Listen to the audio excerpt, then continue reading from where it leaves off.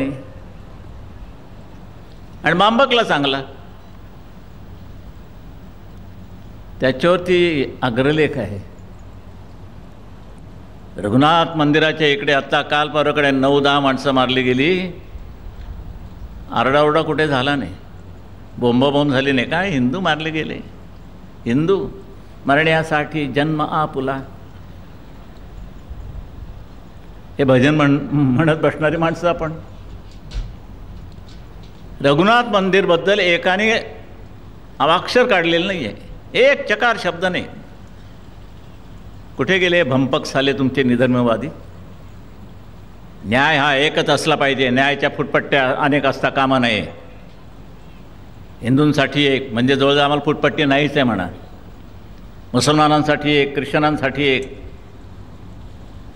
एक नवीन आणखीन लफडा आले. हिंदूच, त्या आयोगावरती बसलेले सगळे हिंदू आहेत, पण दरिद्री माणसं. आयोग कशाला? तुमच्या घटनेमध्ये दुरुस्त्या करण्याकरता. दुरुस्ती कोणची? आग लावण्याची. आणि आग कुठची?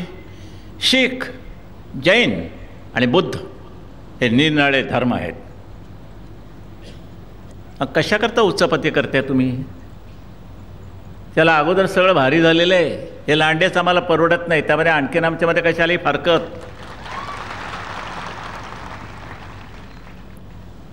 आहे. पूर्वजांनी शेण खाल्लं ते आम्हाला भोगावं लागतं इकडे. आत्ता निधर्मी हा शब्द घटनेमध्ये कुठेही नव्हता, तो नेहरूंनी घातला, पंडित जवाहरलाल नेहरूंनी. कशाकरता मला काही कळत नाही. आणि म्हणून दत्ताजी एक नेहमी आठवण सांगायचे की स्वातंत्र्य मिळाल्यानंतर एक पहिली सभा झाली आमच्या दादरला, आणि त्या सभेमध्ये सरदार वल्लभभाई पटेल होते, महात्मा गांधी होते, सगळे जवाहरलाल नेहरू होते, सगळे होते, सगळे सुपरस्टार. तेव्हा महात्मा गांधी म्हणाले की अभी राम के साथ रहीम रहेगा. कशाला कशाला रहीम? तुम्ही भजनं करा ना, आम्हाला कशाला करायला लावताय? त्या सरदार वल्लभभाई पटेलने ठणकावलं त्यांच्या भाषणामध्ये की बापूजी तो महान है मगर हमें राज चलाना है. आम्हाला राज्य करायचं आहे. ते मोठे आहेत म्हणे, महान आहेत, पण हे रस्ता लफडं आमच्या मागे लावून अहो शेवटी राज्य आम्हाला करायचं. आणि आज तरी काय चाललंय? भयंकरच चाललंय. 2.5 कोटीचे हिंदू 22 कोटीवरती गेले. काय दुसरा उद्योगधंदा आहे की नाही तुम्हाला? कोणासाठी हे? अहो तुम्ही नका आमच्या देशाची लोकसंख्या वाढवू, आम्ही अगदी मजबूत आहोत. उलट काही मदत लागली तर आम्हाला सांगा.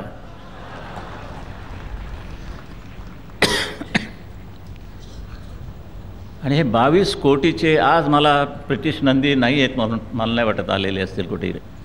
त्यांनी मला आकडे सांगितले. लोकसभेमध्ये आत्ता जवळजवळ 40% मतदानाच्या पद्धतीनं मुसलमान निवडून येत आहेत. 40%. आणि हिंदूंचं किती मतदान? आपण जेमतेम 50च्या खाली आहोत. जवळजवळ. काय तुम्ही या देशाची लोकसभा त्या मुसलमानांच्या हातात देणार आहात? आज एक केस सामन्याच्या पहिल्याच पानावरती आलेली आहे. कोर्टाने दंड केला एकाला. दंड का केला? तर त्याने अपील केलं. हे अपील रस्त्यावरच्या नमाजाला विरोध करणाऱ्यालाच 10,000 रुपये दंड. तो म्हणाला रस्त्यावरती करतायत, रेल्वे प्लॅटफॉर्मवरती करतायत, आणि आमची पंचायत होते. हे कसले रेल्वे प्लॅटफॉर्म नमाज काय, रस्त्यावरती नमाज काय, आणि आमच्या महाआरत्या तुम्ही बंद करताय. म्हणजे सगळी अगदी दाणकी बसतात ते आमच्या टाळक्यात बसत आहेत आणि आमच्या कंबरड्यात बसत आहेत. न्यायमूर्तींनी 10,000चा दंड केला. तर बिचारा त्याचा वकील उभारून सांगायला लागला की बघा जरा हे जास्त बोलाल तर आणखीन 10,000 रुपये वाढवीन. अरे तिच्या काय न्याय? हे आम्ही सहन करायचं. लाज वाटते ह्या जगण्याची. न्यायमूर्तीचा तरी असा का हट्ट असावा? सांगतोय ते गैर आहे का काय ते? जर त्याचा निवाडा तर करा.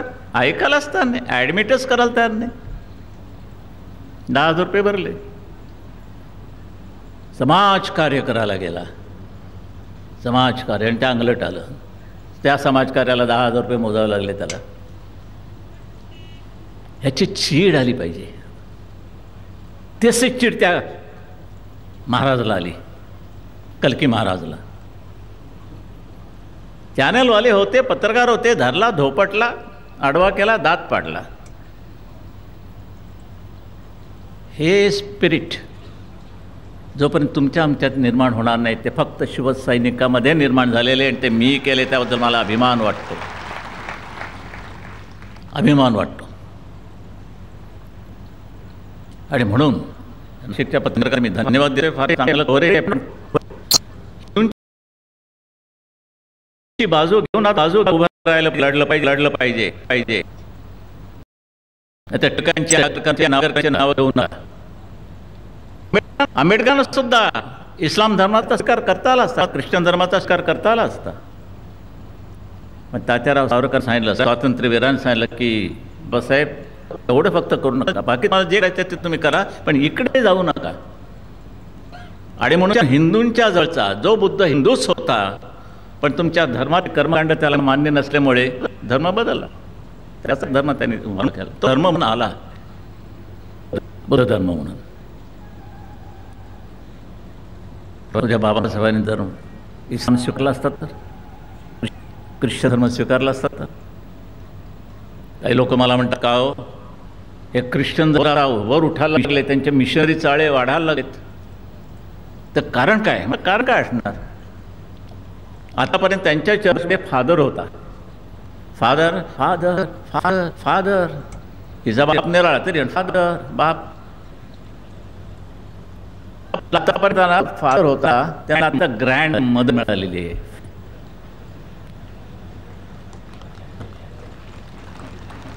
ग्रँड फादर मिळाले आत्तापर्यंत ग्रँड. आता आम्ही कसे, आम्ही गॉड फादर, ती कोण? God mother. आता गॉड मदर मिळाल्यानंतर ख्रिश्चन काय स्वस्त बसतील? आपलं कार्य सुरू केलं, त्या गॉड मदरचं नाव आहे सोनिया गांधी.